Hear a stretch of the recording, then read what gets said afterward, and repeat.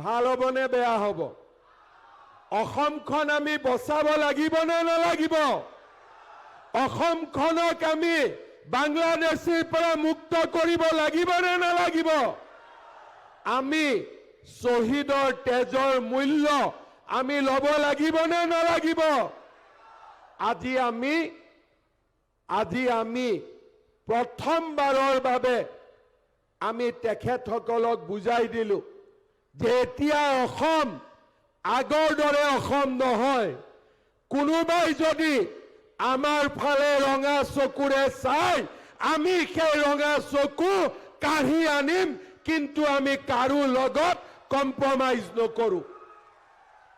এইখন নতুন অসম, অটল, অবিচল, অগ্ৰগামী অসম। এতিয়া যদি অসমত কোনোবাই গড় হত্যা কৰিব খোজে পবিতৰাৰ পৰা আৰু কাজিৰঙাৰ পৰা, সি অসমৰ পৰা পাৰ হৈ যাব নোৱাৰিব, ইমানখিনি গ্যাৰেণ্টি আজি আমি দিব পাৰো। আজি আমি কি গ্যাৰেণ্টি দিব পাৰো যে অসমীয়া কেতিয়াৰ পৰা কোনেও ৰঙা চকু দেখুৱাব নোৱাৰিব? আমাৰ অসমৰ মাটি আৰু নতুনকৈ কোনেও দখল কৰিব নোৱাৰিব। আৰু অসমৰ গড় কোনোবাই যদি হত্যা কৰিব বিচাৰে 10 বাৰ চিন্তা কৰি ল'ব লাগিব তেওঁ উভতি যাব পাৰিবনে নোৱাৰিব। এয়া হৈছে আমাৰ নতুন অসম। সেমি কণ্ডাক্টৰো আহিব।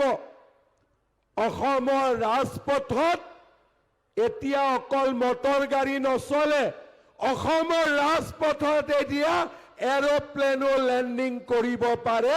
তেনেকুৱা সাহস যোৱা 5 বছৰত অসমীয়াই গোটাব পাৰিলে। 1.5 লাখ চৰকাৰী চাকৰি হ'ল। জাগিৰোডত সেমি কণ্ডাক্টৰ, নামৰূপত খাৰ কাৰখানা, নাৰেংগী কুৰুৱাৰ দলং আৰু এতিয়া কচুতলিৰ সন্মুখেদি গুৱাহাটীৰ ৰিং ৰোড। কি হ'ব এতিয়া ইয়াৰ সন্মুখেদি? আমাক কোনে দিছে? প্ৰধানমন্ত্ৰী নৰেন্দ্ৰ মোদী ডাঙৰীয়াই দিছে। আজি যদি এই মাটিত আমি এভিকশ্যন নকৰিলোহেঁতেন, ৰিং ৰোড বনোৱাৰ পিছত ইয়াত কোন বহি থাকিলেহেঁতেন? কোন বহি থাকিলেহেঁতেন?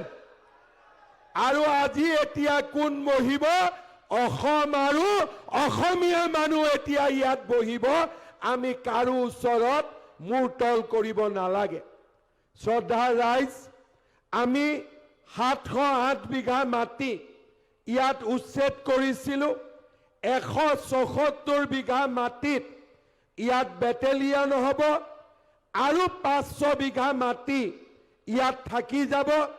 আপোনালোকে যি বিচাৰে, মেডিকেল কলেজ বিচাৰে, ইঞ্জিনিয়াৰিং কলেজ বিচাৰে, আপোনালোকে যি বিচাৰে বাকি থকা মাটিত আমি তাক স্থাপন কৰিম।